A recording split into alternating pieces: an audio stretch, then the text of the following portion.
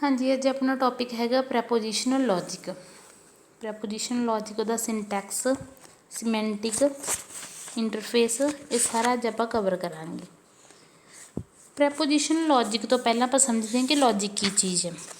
Logic कहते logic is a science और art of exact reasoning, कि किसी कारण के पिछे एग्जैक्ट की रीजन है वो चीज़ आप लॉजिक कहने। आप कहने ना भी इस काम का की लॉजिक होया जा इस चीज़ के पिछे की लॉजिक है।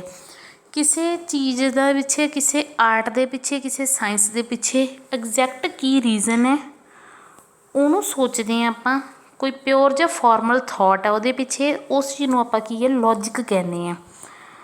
फिर next the logic of proposition is an alternative form of knowledge representation. तो लॉजिक ऑफ प्रैपोजिशन की कहने हैं, ਜਾਂ कई बार इन्हों प्रैपोजिशन लॉजिक भी कहा जाता है, ਜਾਂ लॉजिक ऑफ प्रैपोजिशन। ये कहते नॉलेज ਨੂੰ रिप्रजेंट करन दा दूजा तरीका, कि देखो नॉलेज ਨੂੰ एक तो आप सिंपली इंग्लिश ਦੇ ਵਿੱਚ लिख के कर सकते हैं, बट प्रैपोजिशनल लॉजिक ਦੇ ਵਿੱਚ ਕੀ ਆਪਾਂ ਉਸੇ नॉलेज ਨੂੰ एक होर वे ਦੇ ਨਾਲ रिप्रजेंट करना ਚਾਹੁੰਦੇ हैं, ਜਿਹਦੇ ਨਾਲ ਕੀ ਹੈ ਕਿ ਜਿਹੜੇ ਕੰਪਲੈਕਸ ਸੈਂਟੈਂਸ ਆ ਆਪਣੇ ਉਹਨਾਂ ਨੂੰ ਆਪਾਂ ਸਿੰਪਲੀ ਬਣਾ ਕੇ ਲਿਖ ਸਕੀਏ। ਕਿ ਜੇਕਰ ਕਾफ़ी ਲੰਬਾ ਸੈਂਟੈਂਸ ਹੈ, ਕਾफ़ी ਕੰਪਲੈਕਸ ਹੈ, ਤਾਂ ਪ੍ਰੈਪੋਜੀਸ਼ਨਲ ਲੌਜਿਕ ਦੇ ਵਿੱਚ ਕੀ ਆਪਾਂ ਉਹਨੂੰ ਸਿੰਪਲੀ ਸ਼ਾਰਟ ਫਾਰਮ ਦੇ ਵਿੱਚ ਆਪਾਂ ਲਿਖਿਆ ਕਰਾਂਗੇ। ਇਹ ਆਪਣਾ ਪ੍ਰੈਪੋਜੀਸ਼ਨਲ ਲੌਜਿਕ ਹੈ। ਲੌਜਿਕ ਦੇ ਵਿੱਚ ਇਹਨਾਂ ਨੇ ਇੱਕ ਐਗਜ਼ਾਮਪਲ ਦਿੱਤੀ ਆ। For instance words fly, statement 1 ਦਿੱਤੀ है कि वर्ड फ्लाई करते हैं। सैकेंड दिता कि पैरट इज़ अ वर्ड, तो दसिया कि तोता एक पंछी हुंदा। तो हुण देखो लॉजिक की लगता कि जे पंछी उड़ सकते हैं, तोता एक पंछी है, तो मीनस इनडायरैक्टली आप लॉजिक लाने कि जिहड़ा तोता वो उड़ सकता। अगे दिता if word fly and the parrot is a word it proves that parrot flies, कि जेकर पंछी उड़ते हैं तो तोता एक पंछी है, तो इनडायरैक्टली ये लॉजिक की लग्या कि जिहड़ा तोता वो उड़ सकता। इस तरह की आप जिहड़े लॉजिक है वो फाइंड आउट करा करांगे। नैक्सट स्टैंजा दे विच प्रैडिकेट लॉजिक बारे दसिया, वो आप वैसे नैक्सट चैप्टर दे विच करांगे। अज आप की है प्रैपोजिशनल लॉजिक ही करते हैं। Proposition logic is concerned with proposition and their interrelationship, कि जिहड़ियां आपां अपनी स्टेटमेंट्स दे विच प्रैपोजिशन यूज़ करांगे, उन्हां प्रैपोजिशनस दा आपस विच की रिलेशन है उन्होंने शो करूगा प्रैपोजिशनल लॉजिक कहता। ये दी है sentence consider in propositional logic are not arbitrary sentence but are the ones that are either true or false but not both, कि जिहड़ा सेंटेंस आपां नूं दिता होगा प्रैपोजिशनल लॉजिक दे विच या तो सेंटेंस ट्रू होगा या तो फॉल्स होगा, बट कदे ये भी नहीं हो सकता कि ट्रू भी होवे फॉल्स भी होवे। ਜਿਹੜਾ सेंटेंस का इक्को एक आपां नूं आंसर निकल के आवे that it is a true or it is a false, that is called that sentence is called propositional logic. तो जेकर ट्रू अपना सेंटेंस तो वो ट्रुथ वैल्यू आप ट्रू यूज़ करांगे, जेकर अपना प्रैपोजिशनल लॉजिक है जो फॉल्स है सेंटेंस तो वो ट्रुथ वैल्यू आप फॉल्स करांगे। एग्जाम्पल दे विच इन्होंने दिता ग्रास इज़ ग्रीन, आपां नूं पता कि ग्रास ग्रीन ही हुंदा। नैक्सट इन्होंने स्टेटमेंट एक दी example 2 + 5 = 8, but it is wrong false because 2 + 5 = 7। Then if the proposition first is true its value is true, truth value true, and the second sentence is false then its truth value is false. But जेकर इन्होंने दिता अपन एक example दी है कि ये जो उपर दिते है ग्रास इज़ ग्रीन एंड 2 + 5, ये की है सेंटेंस है प्रॉपर, इन्हों के लॉजिक निकलता। नैक्सट इन्होंने दिता close the door and is it hot outside, it's not a proper sentence, we can't say it a propositional logic because ਆਪਾਂ ਨੂੰ नहीं पता कि क्लोज द डोर उन्होंने किसी को क्लोज करने लिए किया या दस रहे है कि डोर क्लोज है। इज़ इट हॉट आउटसाइड, ਆਪਾਂ ਨੂੰ नहीं पता कि कितों बारे पूछ रही है कि बाहर तो मतलब गर्मी है या नहीं, ਆਪਾਂ ਨੂੰ नहीं पता किस जगह बारे पूछ रहे हैं। इस चीज़ को कि आप प्रैपोजिशनल लॉजिक नहीं कहांगे। प्रैपोजिशनल लॉजिक वही होगा जिसकी वैल्यू या तो ट्रू होगी या तो फॉल्स होगी। नैक्सट इन्होंने कुछ होर एग्जाम्पल्स दी जिहड़ियां प्रैपोजिशनल लॉजिक नहीं बनती। इन्होंने दिता x is a greater than 2, We can't find out that x is greater than or not from 2 because we don't know the value of x. That is why we can't say that it is a true or false and it is not a propositional logic. Next है types of proposition. ਸਭ ਤੋਂ ਪਹਿਲਾਂ ਆਉਂਦੀ ਹੈ ਆਪਣੀ ਟੋਟੋਲੋਜੀ, ਜਿਹਦੇ ਵਿੱਚ ਕੀ ਹੈ ਸਾਰੀਆਂ ਜਿੰਨੀਆਂ ਆਪਣੇ ਸੈਂਟੈਂਸ ਦਿੱਤੇ ਹੋਣਗੇ ਉਹਨਾਂ ਸਾਰੀਆਂ ਦੀ ਟਰੂਥ ਵੈਲਿਊ ਹਮੇਸ਼ਾ ਹੀ ਟਰੂ ਰਹੂਗੀ। ਇਹੋ ਜਿਹੇ ਲੌਜਿਕ ਉਹਦੇ ਵਿੱਚ ਲੱਗੇ ਹੋਣਗੇ ਕਿ ਉਹਨਾਂ ਦੀ ਟਰੂਥ ਵੈਲਿਊ ਕਦੇ ਵੀ ਫੋਲਸ ਨਹੀਂ ਹੁੰਦੀ, ਉਹਨੂੰ ਆਪਾਂ ਟੋਟੋਲੋਜੀ ਕਹਾਂਗੇ। ਜਿਵੇਂ ਐਗਜ਼ਾਮਪਲ ਇਹਨਾਂ ਨੇ ਦਿੱਤੀ ਹੈ ਪੀ ਯੂਨੀਅਨ ਨੋਟ ਪੀ। ਯੂਨੀਅਨ ਦੇ ਵਿੱਚ ਦੇਖੋ ਪੀ ਰਿਲੇਸ਼ਨ ਦੇ ਵੀ ਸਾਰੀਆਂ ਟਰੂਥ ਵੈਲਿਊ ਆਉਣਗੀਆਂ ਅਤੇ ਪੀ ਨੋਟ ਦੀਆਂ। ਯੂਨੀਅਨ ਦੇ ਵਿੱਚ ਹੁੰਦਾ ਕਿ ਜੇ ਪੀ ਯੂਨੀਅਨ ਕਿਊ ਆਪਾਂ ਕਰਦੇ ਹਾਂ ਤਾਂ ਪੀ ਦੀਆਂ ਵੀ ਸਾਰੀਆਂ ਵੈਲਿਊਜ਼ ਆਉਂਦੀਆਂ ਹੁੰਦੀਆਂ, ਕਿਊ ਦੀਆਂ ਵੀ ਸਾਰੀਆਂ ਵੈਲਿਊਜ਼ ਆਉਂਦੀਆਂ ਹੁੰਦੀਆਂ।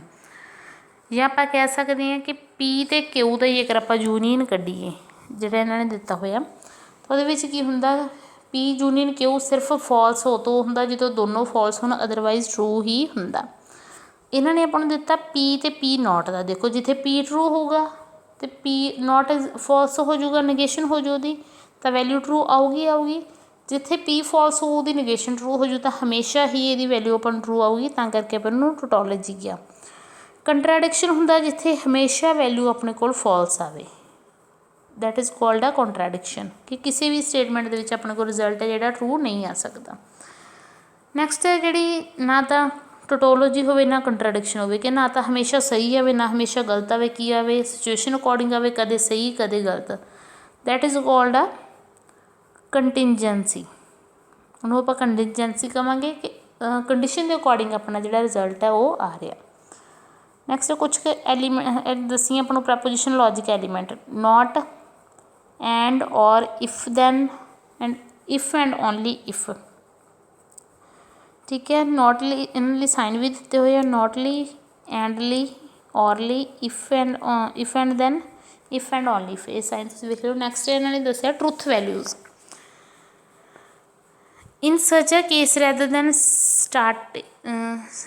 stating them for each individual preposition, we use variable represent an arbitrary preposition.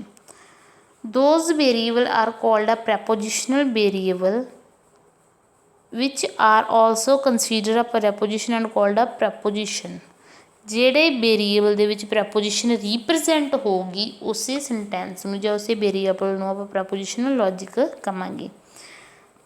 ਆਪਾਂ ਨੂੰ ਜਿਹੜਾ ਹੈਗਾ ਟਰੁੱਥ ਟੇਬਲ ਬਣਾ ਕੇ ਦਿਖਾਇਆ, ਦੇਖੋ ਪੀ ਯੂਨੀਅਨ ਕਿਊ ਕੀਤਾ ਤਾਂ ਇਹਦੇ ਲਈ ਕੀ ਹੈ ਜਿੱਥੇ ਇੱਕ ਜਗ੍ਹਾ ਵੀ ਆਪਾਂ ਨੂੰ ਵੈਲਿਊ ਟਰੂ ਮਿਲਦੀ ਉਹਦਾ ਰਿਜ਼ਲਟ ਟਰੂ ਹੋਊਗਾ। ਫੋਲਸ ਸਿਰਫ ਉੱਥੇ ਹੋਊਗਾ ਜਿੱਥੇ ਕੀ ਆਪਣੀ ਦੋਨੋਂ ਫੋਲਸ ਹੋਣਗੀਆਂ।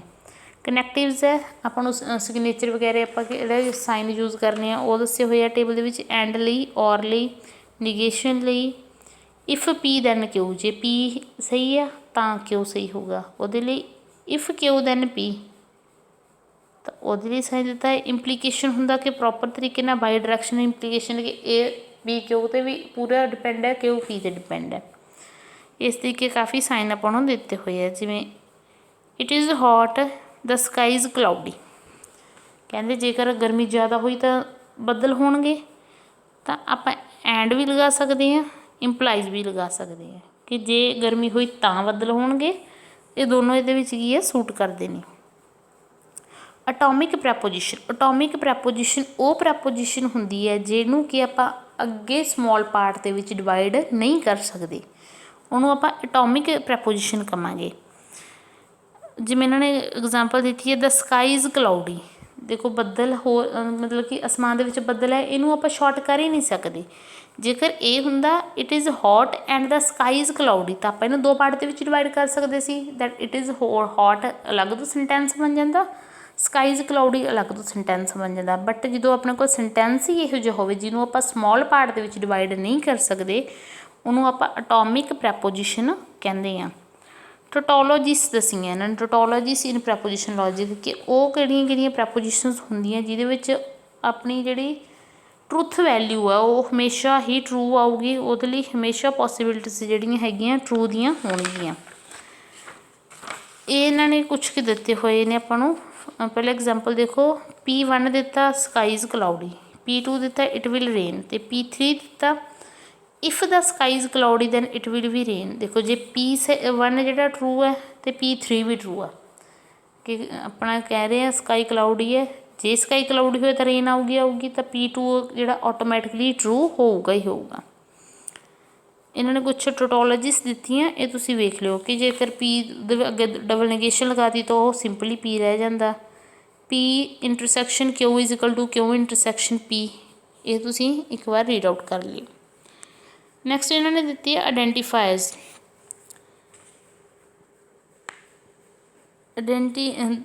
From the definition of connectivity, the number of relationship between prepositions which are useful in reasoning can be derived।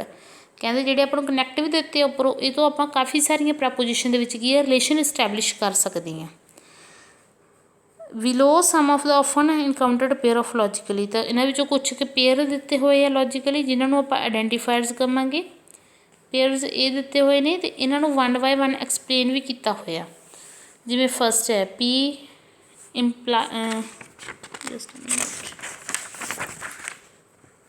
Y direction implies P union P। ਇਹਦੇ ਵਿੱਚ ਕੀ ਕਿਹਾ ਐਗਜ਼ਾਮਪਲ ਇਹ ਨਾ Tom is happy is equivalent to Tom is happy or Tom is happy. ਦੇਖੋ Tom 2 ਵਾਰ happy ਲਿਖਿਆ, Tom is happy or Tom is happy. Its conclusion is Tom is happy and it is a true. ਇਹ ਵਾਲੀਆਂ 1 by 1 ਸਾਰੀਆਂ as example ਦੇ ਕੇ ਹੀ ਆਪਾਂ ਨੂੰ explain ਕੀਤੀਆਂ ਹੋਈਆਂ। ਇਹ ਤੁਸੀਂ ਇੱਕ ਵਾਰ ਰੀਡ ਆਊਟ ਕਰ ਲੈਣਾ। ਜਿਵੇਂ ਥਰਡ ਦਿੱਤੀ ਹੈ P ਯੂਨੀਅਨ Q, ਵਾਈ direction Q union P, Tom is rich or famous. ਤਾਂ ਸੈਕਿੰਡ ਆਪਾਂ ਕਹਿ ਸਕਦੇ ਹਾਂ Tom is famous or rich. Rich famous ਅੱਗੇ ਲਗਾ ਲਓ ਪਿੱਛੇ ਲਗਾ ਲਓ, ਉਹਦਾ ਕੋਈ ਫਰਕ ਨਹੀਂ ਪੈਂਦਾ। ਇਸ ਤਰੀਕੇ ਜਿਹੜੀਆਂ ਇਹਨਾਂ ਨੂੰ 1 by 1 ਸਾਰਾ ਐਕਸਪਲੇਨ ਕੀਤਾ ਹੋਇਆ। ਨੈਕਸਟ ਹੈ ਆਪਣਾ dual of preposition. Property of dual: if two preposition P and Q involving only negation, intersection, union as connectivities are equivalent, then their duals। कि जेकर P and Q ਤੇ ਆਪਾਂ ਕੋਈ ਵੀ ਆਪਰੇਸ਼ਨ ਪਰਫੋਰਮ ਕਰਦੇ, negation ਲਗਾਉਣੇ ਉਹਨਾਂ ਦੀ, intersection ਲਾਉਣੇ, union ਲਗਾਉਣੇ ਆ, ਤਾਂ ਉਹਨਾਂ ਦਾ ਜਿਹੜਾ ਰਿਜ਼ਲਟ ਆਊਗਾ ਉਹ ਸੇਮ ਆਊਗਾ ਜੇਕਰ ਆਪਾਂ ਉਹਨਾਂ ਦੀ ਸਕੇਅਰ ਕਰਦੇ ਹਾਂ, ਉਹਨਾਂ ਦੀ ਪਾਵਰ 3 ਕਰਦੇ ਹਾਂ, 4 ਕਰਦੇ, ਫਿਰ 5 ਕਰਦੇ ਹਾਂ। ਜਿੰਨੀ ਜੇਕਰ P ਅਤੇ Q ਦਾ ਜਿਹੜਾ ਰਿਜ਼ਲਟ, ਜੇ ਤਾਂ P ਅਤੇ Q ਦਾ ਰਿਜ਼ਲਟ ਟਰੂ ਹੁੰਦਾ ਤਾਂ ਉਹਨਾਂ ਦੀ ਪਾਵਰ ਕਿੰਨੀ ਮਰਜ਼ੀ ਕਰ ਦਿਓ, ਉਹਨਾਂ ਦਾ ਰਿਜ਼ਲਟ ਵੀ ਹਮੇਸ਼ਾ ਕੀ ਹੈ ਟਰੂ ਹੀ ਆਊਗਾ।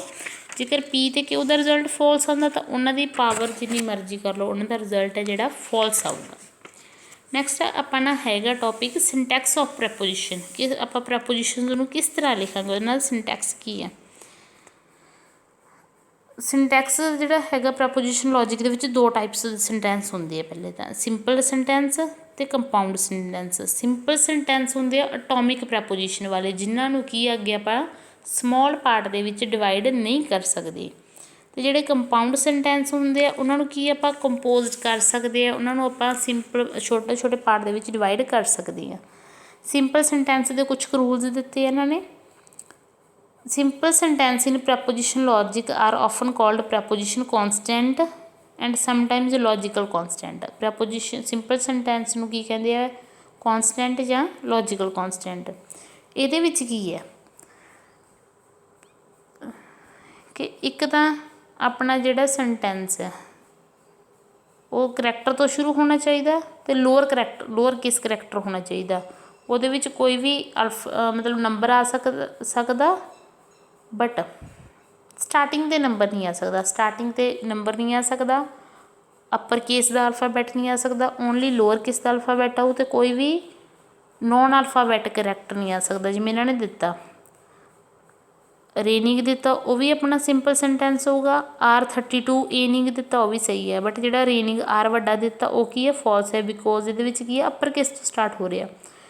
3 2 4 5 6 7 ਇਹ ਵੀ ਕੀ ਹੈ ਡਿਜ਼ਿਟ ਹੈ, ਇਹ ਵੀ ਨਹੀਂ ਆਪਣਾ ਮਤਲਬ ਸੈਂਟੈਂਸ ਬਣ ਸਕਦਾ। ਅਤੇ ਨੈਕਸਟ ਇਹਨਾਂ ਨੇ ਰੇਨਿੰਗ ਔਰ ਸਨੋਇੰਗ ਅੰਡਰਸਕੋਰ ਦਿੱਤਾ, ਅਤੇ ਇਹ ਵੀ ਆਪਣਾ ਨੋਨ ਅਲਫਾਨੁਮੈਰਿਕ ਕਰੈਕਟਰ ਆ ਗਿਆ, ਇਹ ਵੀ ਆਪਣਾ ਨਹੀਂ ਬਣ ਸਕਦਾ। Compound sentence are formed from simpler sentence. Compound sentence ਕਿਹੜੇ ਹੁੰਦੇ, ਜਿਹੜੇ ਸਿੰਪਲਰ ਸੈਂਟੈਂਸ ਨੂੰ ਕੰਬਾਈਨ ਕਰਕੇ ਬਣਾਏ ਜਾਂਦੇ ਆ। ਇਹਦੇ ਵਿੱਚ 6 ਤਰ੍ਹਾਂ ਦੇ ਕੰਪਾਊਂਡ ਸੈਂਟੈਂਸ। ਆਪਣਾ ਨੇਗੇਸ਼ਨ ਹੁੰਦਾ ਹਮੇਸ਼ਾ ਨੋਟ ਆਪਾਂ ਬੋਲ ਦਿੰਦੇ ਹੁੰਦੇ ਸੀ ਦੇ ਵਿੱਚ ਕਿ ਉਹਦਾ ਉਲਟਾ, ਜੇਕਰ ਵੈਲਿਊ ਟਰੂ ਹੈ ਤਾਂ ਫੋਲਸ ਹੈ ਤਾਂ ਟਰੂ, ਅਤੇ ਇਹਦਾ ਸਾਈਨ ਕੀ ਹੈ P ਦੇ ਅੱਗੇ ਲੱਗਿਆ ਹੋਇਆ ਜੋ। ਕੰਜੰਕਸ਼ਨ ਦੇ ਵਿੱਚ ਕੀ ਹੈ, ਇੰਟਰਸੈਕਸ਼ਨ ਹੈ।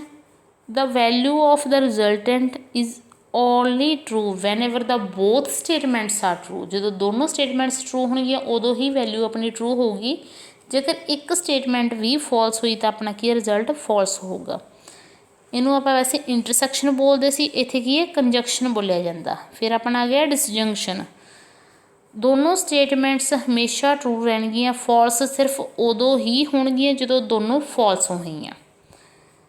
ਇੰਪਲਾਈਜ਼ ਦੇ ਵਿੱਚ ਕੀ ਹੈ ਕਿ ਜਿਹੜਾ ਲੈਫਟ ਸਾਈਡ ਓਪਰੇਟਰ ਲਿਖਿਆ ਹੋਇਆ ਉਹਨੂੰ ਆਪਾਂ ਇੰਟੀਸੀਡੈਂਟ ਬੋਲਦੇ ਹਾਂ, ਜਿਹੜਾ ਰਾਈਟ ਸਾਈਡ ਆ ਉਹਨੂੰ ਕੌਨਸ਼ੀਐਂਟ ਬੋਲਦੇ ਹਾਂ। ਇੰਪਲਾਈਜ਼ ਅਤੇ ਇੰਪਲੀਕੇਸ਼ਨ ਦੇ ਵਿੱਚ ਕੀ ਫ਼ਰਕ ਹੈ, ਇੰਪਲਾਈਜ਼ ਦੇ ਵਿੱਚ ਹੁੰਦਾ ਕਿ ਹਮੇਸ਼ਾ ਉਹ 'ਤੇ ਡਿਪੈਂਡ ਕਰਦਾ, ਅਤੇ ਇੰਪਲੀਕੇਸ਼ਨ ਦੇ ਵਿੱਚ ਹਮੇਸ਼ਾ ਡਿਪੈਂਡ ਨਹੀਂ ਕਰਦਾ। ਕਈ ਵਾਰ ਕੀ ਹੈ ਵੈਲਿਊ ਆਪਣੀ ਫੋਲਸ ਵੀ ਆ ਜਾਂਦੀ ਹੈ। ਨੈਕਸਟ ਆਪਣਾ ਹੈਗਾ ਜੀ ਸਿਮੈਂਟਿਕ ਆਫ ਪ੍ਰੈਪੋਜੀਸ਼ਨ। ਸਿਮੈਂਟਿਕ ਦੇ ਵਿੱਚ ਕੀ ਹੈ ਕਿ ਆਪਾਂ ਪ੍ਰੈਪੋਜੀਸ਼ਨ ਦੇ ਵਿੱਚ ਕਿਵੇਂ ਉਹਨਾਂ ਲਈ ਸਿੰਬਲ ਪੁੱਟ ਕਰਨੇ ਆ। How to put symbol of the language into correspondence with the semantic can be used understand sentence of the language. ਕਿ ਕਿਸੇ ਸੈਂਟੈਂਸ ਨੂੰ ਰੀਪ੍ਰਜੈਂਟ ਕਰਨ ਲਈ ਸਿੰਬਲ ਆਪਾਂ ਕਿਹੜੇ ਅਤੇ ਕਿਵੇਂ ਯੂਜ਼ ਕਰ ਸਕਦੇ ਹਾਂ ਤਾਂ ਕਿ ਸੈਂਟੈਂਸ ਹੈ ਜਿਹੜਾ ਸਮਝ ਆ ਜਾਏ। ਤਾਂ ਆਪਾਂ ਇਹਦੇ ਲਈ ਕੀ ਟਰੁਥ ਟੇਬਲਸ ਬਣਾਇਆ ਕਰਾਂਗੇ। The semantic of logic is similar to semantic of algebra. ਜਿਵੇਂ ਅਲਜੈਬਰਾ ਦਾ ਹੁੰਦਾ ਸੀ ਉਸੇ ਤਰ੍ਹਾਂ ਹੁੰਦਾ semantic of logic. Algebra is unconcerned with the real word meaning of variable like X. Algebra ਦੇ ਵਿੱਚ ਵੀ ਦੇਖੋ ਆਪਾਂ ਨੂੰ ਰੀਅਲ ਵਰਡ ਦੇ ਮੀਨਿੰਗ ਨਾਲ ਕੋਈ ਕੰਸਰਨ ਨਹੀਂ ਹੁੰਦਾ ਸੀ। ਜਿਵੇਂ ਆਪਾਂ ਇਕੱਲਾ ਐਕਸ ਯੂਜ਼ ਕਰ ਲੈਂਦੇ ਸੀ, ਆਪਾਂ ਨੂੰ ਨਹੀਂ ਪਤਾ ਸੀ ਰੀਅਲ ਵਰਡ ਦੇ ਵਿੱਚ ਐਕਸ ਕੀ ਹੈ ਕੀ ਨਾ।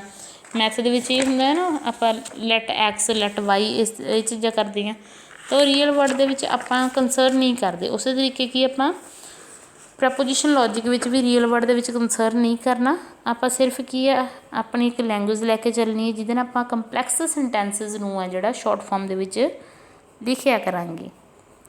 ਜਿਵੇਂ ਇਹਨਾਂ ਨੇ ਪਹਿਲਾਂ ਨਗੇਸ਼ਨ ਦਾ ਦਿੱਤਾ, ਨਗੇਸ਼ਨ ਜੇ ਪੀ ਟਰੂ ਸੀ ਤਾਂ ਫੋਲਸ ਹੋ ਗਈ, ਫੋਲਸ ਸੀ ਤਾਂ ਟਰੂ ਹੋ ਗਈ। ਫਿਰ ਕੀ ਇਹਨਾਂ ਨੇ ਕੰਜੰਕਸ਼ਨ ਦਾ ਦਿੱਤਾ ਆਪਾਂ ਨੂੰ। ਕੰਜੰਕਸ਼ਨ ਦੇ ਵਿੱਚ ਦੇਖੋ ਜਦੋਂ ਦੋਨੋਂ ਵੈਲਿਊ ਟਰੂ ਹੈ ਸਿਰਫ ਉਦੋਂ ਹੀ ਉਹਦਾ ਰਿਜ਼ਲਟ ਟਰੂ ਆਇਆ, ਅਦਰਵਾਈਜ਼ ਕੀ ਹੈ ਫੋਲਸ ਆਇਆ। ਡਿਸਜੰਕਸ਼ਨ ਦੇ ਵਿੱਚ ਕੀ ਹੈ ਪਲੱਸ ਹੋਇਆ, ਜਦੋਂ ਇੱਕ ਵੈਲਿਊ ਟਰੂ ਮਿਲ ਗਈ ਤਾਂ ਉਹਨਾਂ ਰਿਜ਼ਲਟ ਟਰੂ ਆਇਆ। ਫੋਲਸ ਸਿਰਫ ਉਦੋਂ ਹੋਊਗੀ ਜਦੋਂ ਦੋਨੋਂ ਫੋਲਸ ਹੋਣਗੀਆਂ। ਨੈਕਸਟ ਆਪਣਾ ਆਇਆ ਇੰਪਲੀਕੇਸ਼ਨ ਦੇ ਵਿੱਚ ਕੀ ਹੈ ਕਿ ਜਦੋਂ ਆਪਣਾ ਪੀ ਤੇ ਇੰਪਲੀ ਕਰ ਰਿਹਾ ਨਾ ਕਿ ਉੱਤੇ if its antecedent is true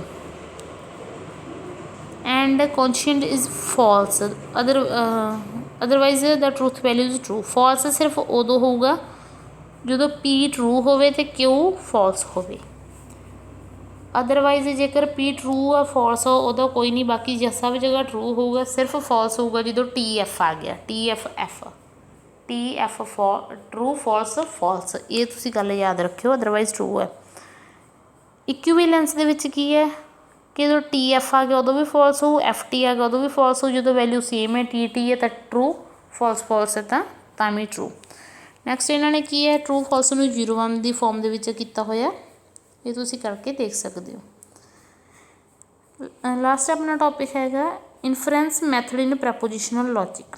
ਇਨਫਰੈਂਸ method logical reasoning is the process of drawing conclusion from premises using rules of inference. However, inference rules of prepositional logic are also applicable to predicate logic. ਕਿ ਆਪਾਂ ਕੁਛ ਕੁ rules ਹੋਣਗੇ ਆਪਣੇ ਕੋਲ ਕਿ ਆਪਾਂ ਪ੍ਰੈਪੋਜੀਸ਼ਨਲ logic ਨੂੰ ਕਿਵੇਂ ਡਿਵੈਲਪ ਕਰਨਾ। ਅਤੇ ਇਹਦੇ ਕੁਛ ਕੁ ਮੈਥਡ ਦਿੱਤੇ ਆਪਾਂ ਨੂੰ, enumerate method, inference rule, resolution, backward and forward change.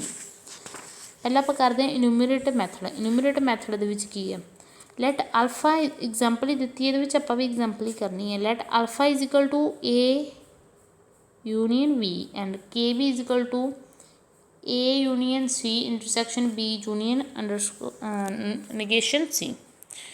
A B C ਦੀਆਂ ਆਪਾਂ ਵੈਲਿਊਜ਼ ਲੈ ਲਈਆਂ ਜਿਵੇਂ ਲੈਂਦੇ ਹੁੰਦੇ ਹਾਂ ਪਹਿਲਾਂ ਫੋਲਸ ਟਰੂ ਸੀ ਦੀਆਂ बी दियाँ true false true true true false true true, A मूरे पहला 4 फॉल्स फिर 4 ट्रू। ए यूनीयन सी कढ़ लिया, यूनीयन सी जिथे दोनों वैल्यू फॉल्स होणगियां ए ते सी दी उत्थे ही फॉल्स आऊ अदरवाइज ट्रू आऊगा। फिर बी यूनीयन निगेशन ऑफ सी करांगे पहला, फिर उहदा बी नाल यूनीयन करांगे ते इन्हां दोनों की इंटरसैक्शन नूं आपां के बी दे विच फाइंड आउट किया तो ए यूनीयन बी फाइंड आउट करांगे। तो अल्फा तो उहदियां वैल्यूज़ की है मैच करके देखांगे कि मैच होंदियां कि नहीं, तो फिर उस अकॉर्डिंग आपां उहनां दा रिजल्ट करांगे कि ये मैच नहीं हो रहे जां हो रही है। इनफ्रेंस रूल मैथड जां इहनूं बोल दिंदे आ modus पोनेंस। We start with 3 types of preposition which are used to define the meaning of identify. The basic inference rules is ਕਹਿੰਦੇ ਆਪਾਂ 3 ਤਰ੍ਹਾਂ ਨਾਲ ਡਿਫਾਈਨ ਕਰ ਸਕਦੇ ਹਾਂ ਪ੍ਰੈਪੋਜੀਸ਼ਨ ਨੂੰ ਜਿਹੜੀਆਂ ਕਿ ਉਹਦਾ ਮੀਨਿੰਗ ਡਿਫਾਈਨ ਕਰਨ, ਅਤੇ ਇਹਨਾਂ ਨੂੰ ਕੀ ਕਿਹਾ ਜਾਂਦਾ ਤਿੰਨੋਂ ਟਾਈਪਸ ਨੂੰ modus ponens. For example if it rains then the game is not played. देखो जेकर रेन हुई तो गेम आप प्ले कर ही नहीं सकते, तां करके की है जी फस्ट कंडीशन उन्हें रखती इफ़ इट इज़ रेन्स, जे रेन हुई तो आप गेम प्ले नहीं कर सकते। सैकेंड की होते पूरी तरह डिपेंड होंदी है। In addition to modus ponens one can also reason by using identities and implications. वही है कि ये की है एक आइडेंटिटी का रीजन तो दूजी आइडेंटिटी की है इंप्लाई करती है डिपेंड करती है। जेकर रेन हो रही है तो आप खेड ही नहीं सकते। पहली आइडेंटिटी है it is rain, if it is rain ये पहली आइडेंटिटी है। इसे रीजन करके जी दूसरी आइडेंटिटी है the game is not played वो की है तो इंप्लाई कर रही है तो डिपेंड कर रही है। तो यदा कोई फर्क नहीं पैंदा हुंदा कि भावें तुसी लैफ्ट वाली कौन आइडेंटिटी अगे रख दो भावें पिछे रख दो, ये की है कोई पोजीशन का फर्क नहीं पैंदा। जिहड़ी आइडेंटिटी जिथे भी रखोगे तो रिजल्ट की ये सेम ही रहिंदा हमेशा। जिमें दी एग्जाम्पल दी हुई है टूडेज ट्यूजडे और वैडनसडे। देखो दो कंडीशन देती जां तो कहते अज मंगलवार है जां बुधवार है, but it can't be वैडनसडे since the doctor office is open today and the office is close on वैडनसडे। पर कहते बुधवार नहीं हो सकता क्योंकि अज डॉक्टर का ऑफिस खुला तो बुधवार को डॉक्टर का जोड़ा ऑफिस है बंद होंदा। तो यदा की कनकलूजन निकलिया कि अज की है मंगलवार ही हो सकता, होर कोई नहीं हो सकता क्योंकि उन्होंने दो दिते सी कि जां तां ट्यूजडे है जां वैडनसडे है। वैडनसडे हो नहीं सकता क्योंकि डॉक्टर का क्लीनिक खुला तो डॉक्टर का क्लीनिक वैडनसडे को बंद होंदा। तो रिजल्ट की आया अपने को कि टूडे मस्ट बी ट्यूजडे, तो सिर्फ अज की है ट्यूजडे ही हो सकता। Resolution is a rule of inference leading to a refutation theorem providing technique.